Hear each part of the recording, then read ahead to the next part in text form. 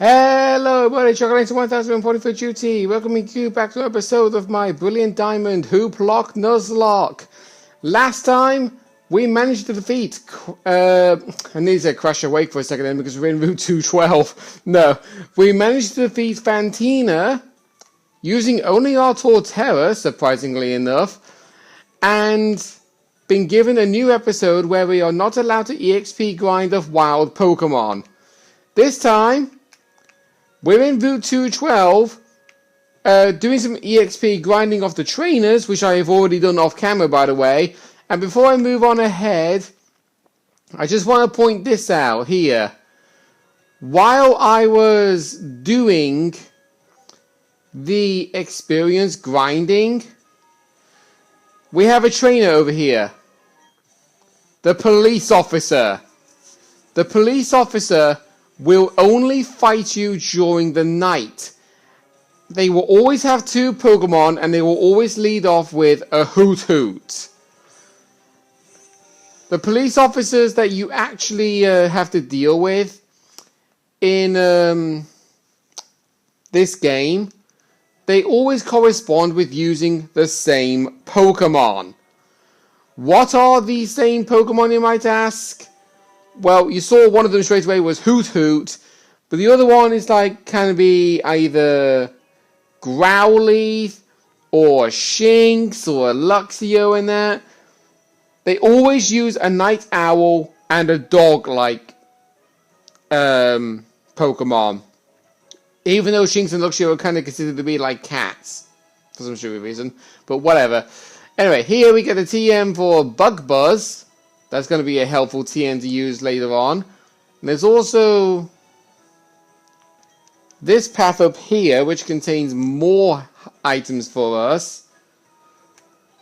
I'm going to load this up so I can.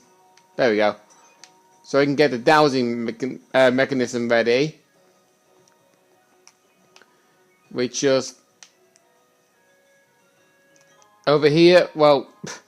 It's a tiny mushroom. I probably better. With just a dead end, you would have instantly known there would have been something there. If you took that path as I did, you'd actually be able to skip that police officer. But the problem is, you'll be skipping that item over there. So, we're going to head on back, go around, and we're going to surf.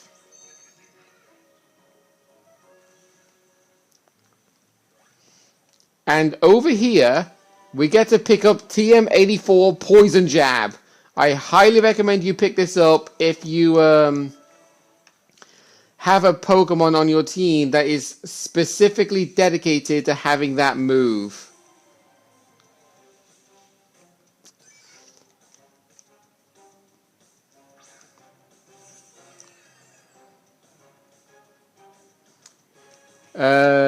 I would catch you, Wooper, but unfortunately I'm not really looking for you. Right. Let's navigate through this grassy field. Another item found over here. We get an elixir. And we can surf along this patch of water and get to berry trees. One of them containing 2 lumberries. I highly recommend you pick them up. And this one containing 2 tomato berries for profit ingredients. Then we'll cut this tree. And this will allow us to pick up TM11 Sunny Day. If you have a Pokemon that benefits being used in the sunlight, I highly recommend you teach that to one of your Pokemon. And then over here, we have the Rose Incense, which will allow you to breed Roselia to get Badoo eggs.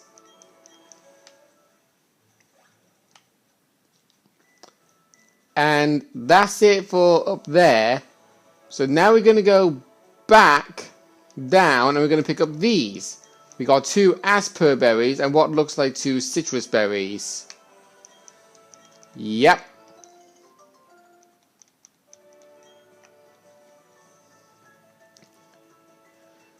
Then the next thing, I can close this down now.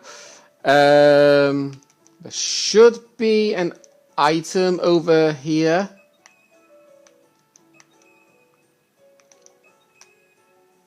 No? Okay. Honestly, there really should be an item over there. I don't know why there isn't. Because I didn't pick it up. But anyway, the trophy garden.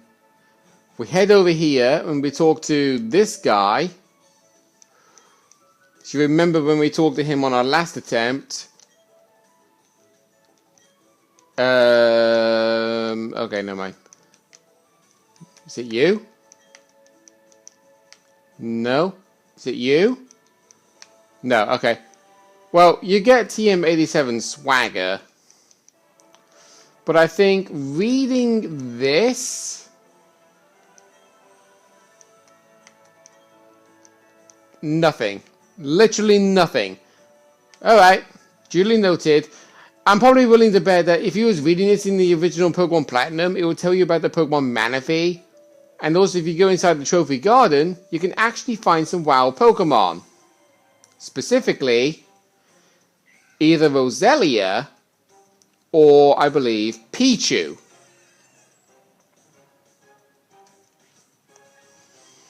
I would catch a Roselia. In fact, do I still have Purdue in my PC? No, I think he must have died or something. Yeah. Right, I know there's a Pichu here. Okay, Pikachu. I'll take a Pikachu.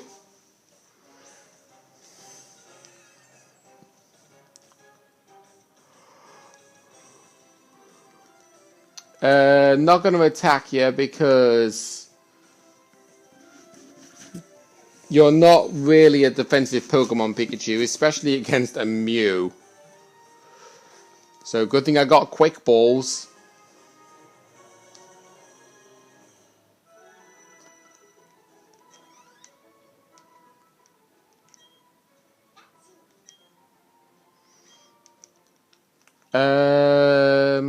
Ooh.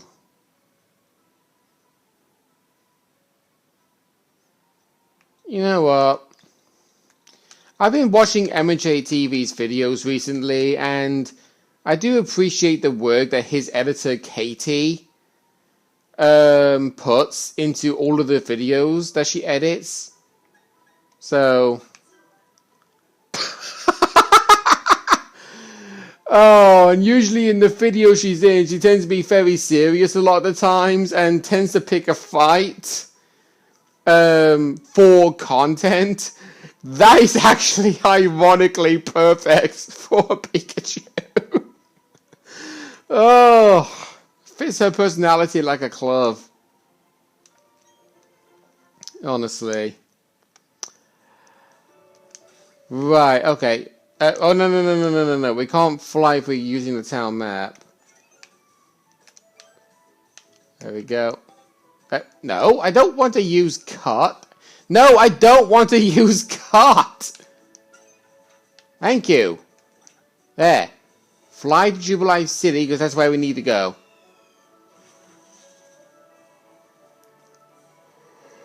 Oh, there. Excuse me.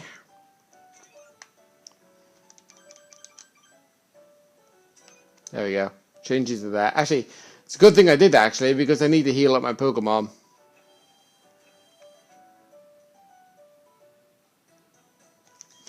Thank heavens I do not have the challenge of I'm not allowed to use healing items.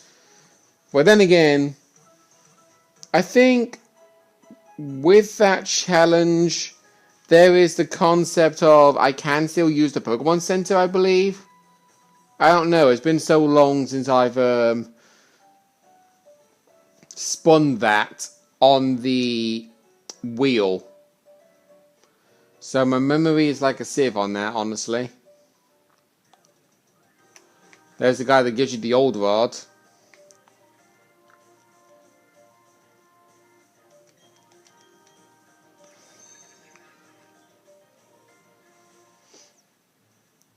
Let's surf over here to pick up a rare candy. You never know when that might be helpful.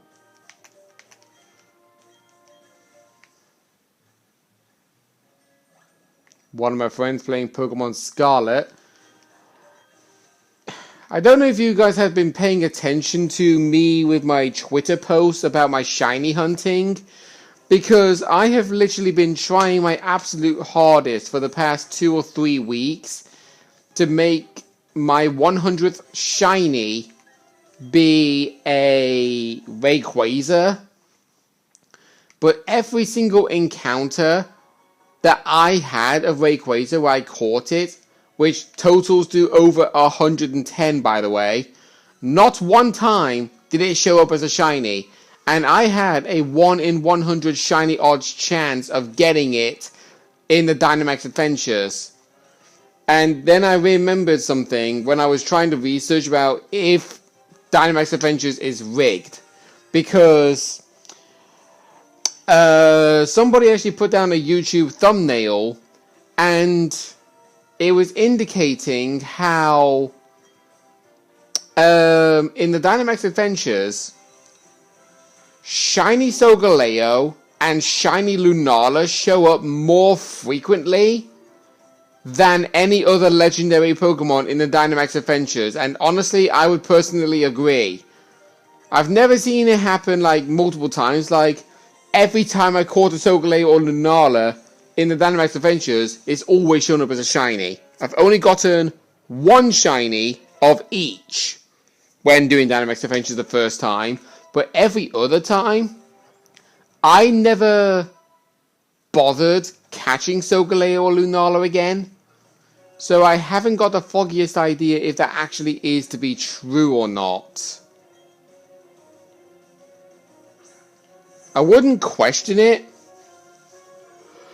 but at the same time, I wouldn't be surprised. I really wouldn't.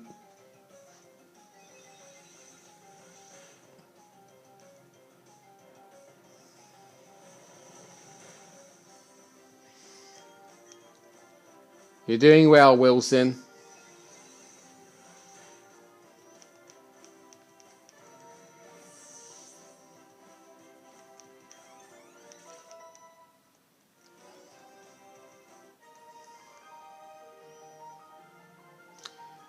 In fact, one thing I can theoretically do, I have a lot of EXP candy on Pokemon Sword, and it will actually allow me to transfer my Ponyta into Pokemon Scarlet and Violet, because you can get Galarian form Ponyta in the game, and they do allow you to do a thing where if you breed a Galarian Ponyta with a certain Pokemon, I think is a regular Ponyta, you're more likely to get regular Ponytas from the egg, providing that the actual Cantonian Ponyta is a female.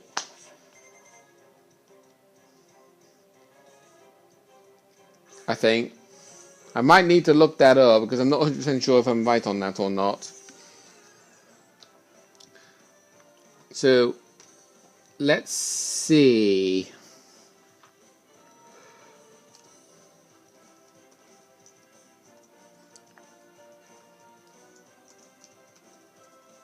Whoops. No. I don't need to know the breeders. Just bring up breeding.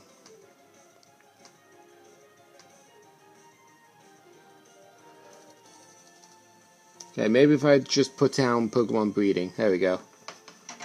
Right, I'm going to move my laptop onto my lap so it's easy for me to like reach. I'm going to move my chair back a bit so I'm not accidentally knocking the table.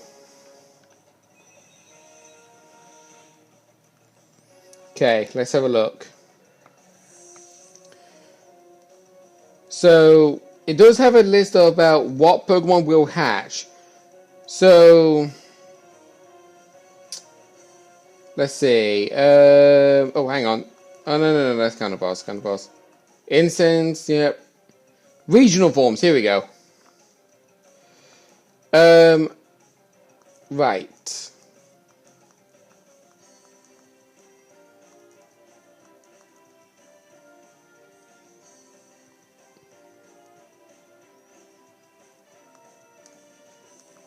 This is definitely not making any sense with me. Hang on. It's supposed to show a picture of Ponyta to actually prove my point. And I don't see it.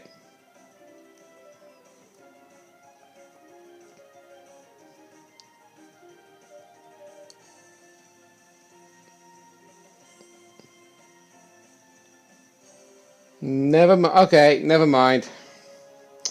I'm definitely not wrong, because I did see it put up on Bulbapedia before Pokemon Scarlet and Violet was originally announced and released.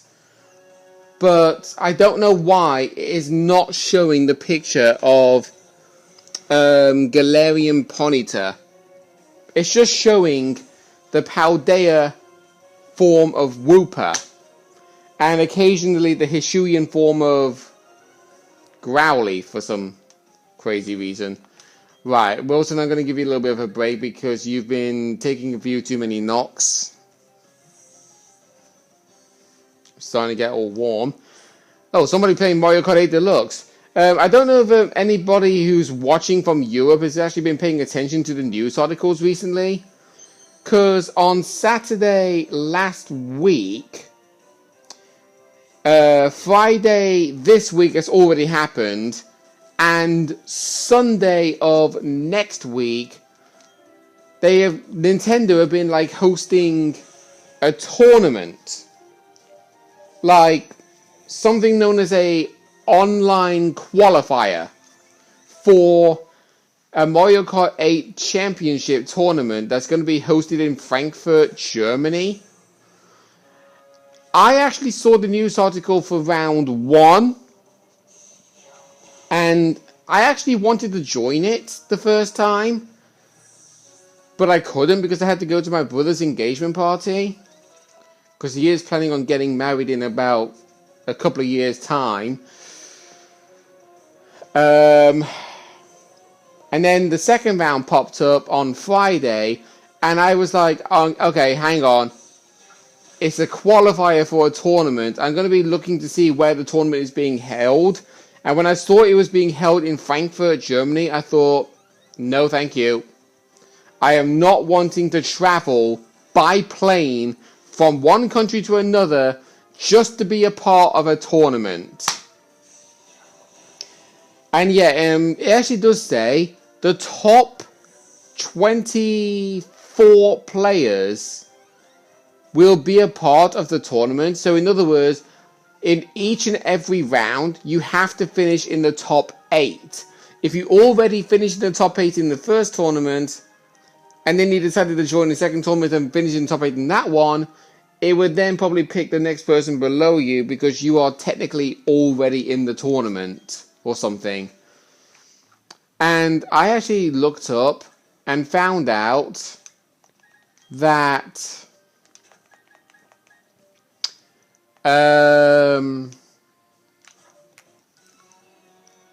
if you are a part of that tournament in Frankfurt, Germany, and you win, you not only become the first ever Mario Kart 8 Deluxe champion, but you will also be representing Europe in January 2024 when traveling to Japan. And that's another thing about me. I am not really a massive fan of Japan, because of my history with dealing with those people when playing games online. Because they cheat. They use internet lag to their advantage. And even when the internet is not lagging, they program their game to give them whatever the hell they want every single time. And I know it's cheating, but when you report it, the company just says, we didn't see anything wrong, when actually we could.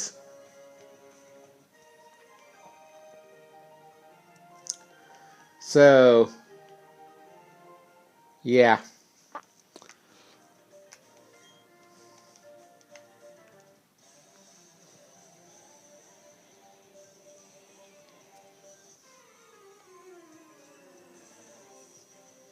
You can actually see me in the reflection of the TV screen.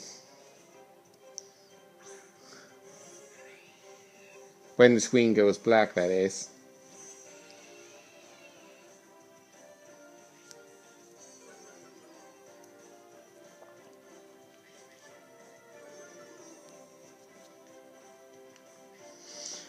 Actually, I probably will say, when I was doing the battles off camera, some of my Pokemon did theoretically gain levels.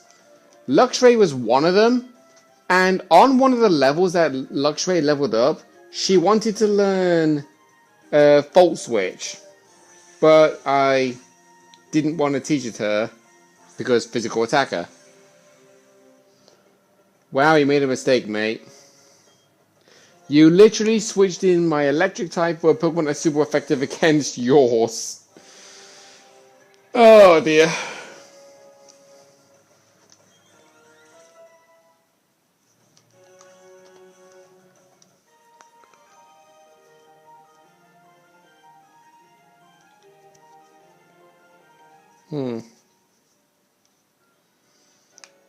Okay, we got some more berries over here. There are probably theoretically some Pokemon that I could technically find in Route 218, but I don't personally care for them.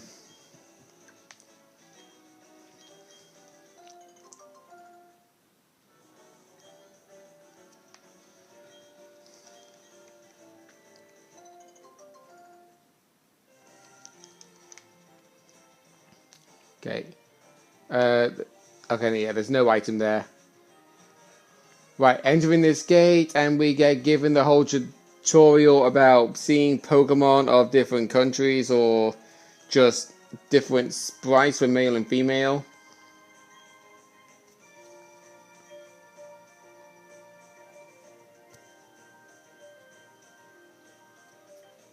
Mm-hmm.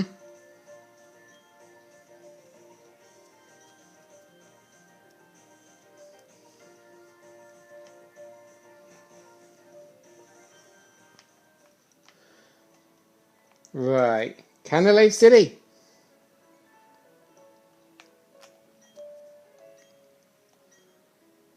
Talk to you to get the TM for skill swap.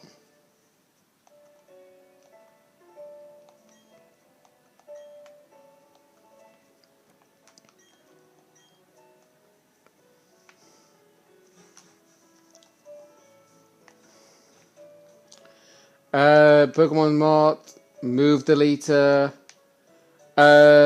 Something requesting of a Darkrai event.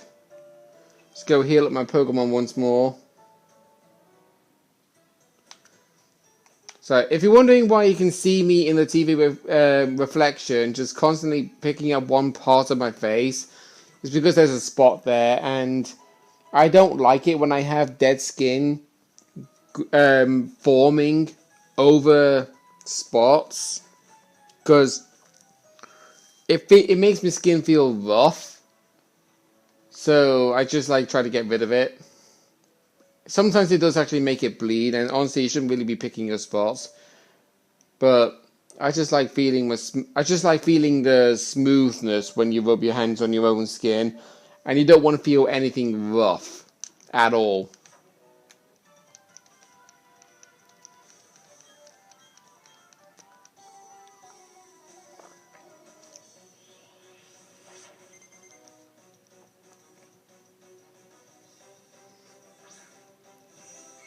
Okay, we're fighting the not subscribers.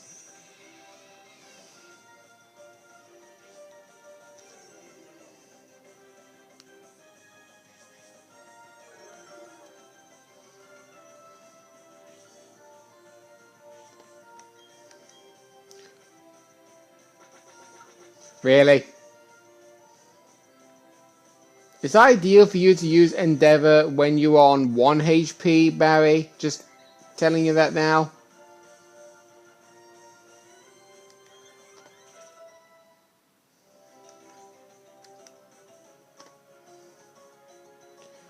Right, Heracross. I think it's probably best for me to switch out.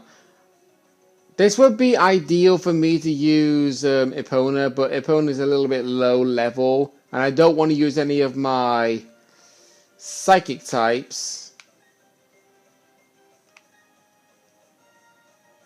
So, do you know what? Let's keep Luxray in. I just gotta hope I do not give him a status condition, because that will inflict guts. Okay.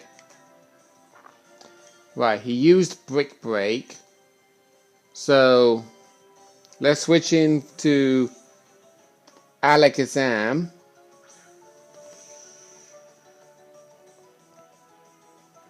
Oh, okay, he's using Leah. Alright. And let's use Psyshock.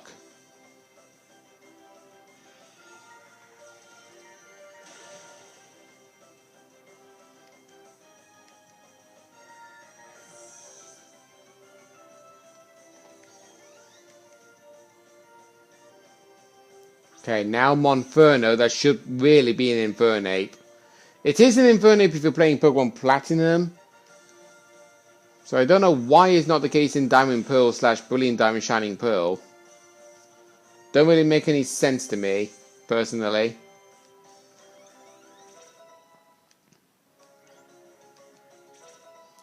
Just 5 more levels and Torterra will be able to learn the move Crunch.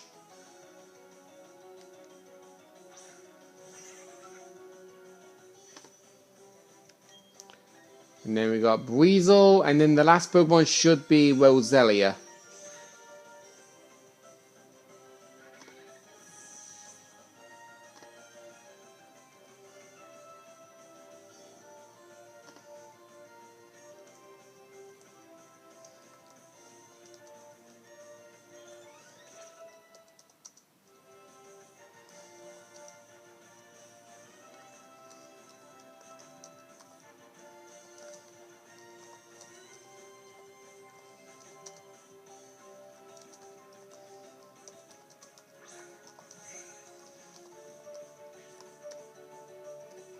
Sorry, I was just like typing something in for the first episode of our second attempt at this Nuzlocke.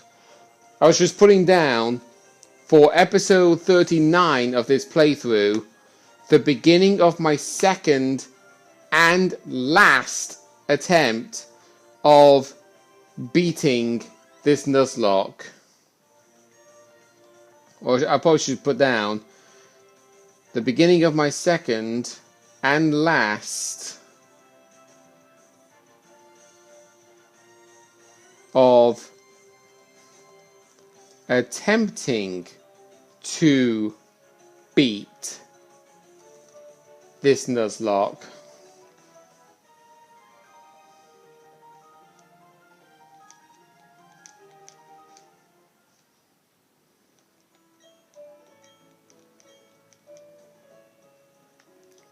There we go. Right, looks like you took a little bit of a beating in that one. Let's swap you out for Chopper Board for a bit. And before we tackle the gym leader, let's go to Iron Island and do some training. Because it was at Iron Island that ended our run the first time, when we were forced to use only single type Pokemon.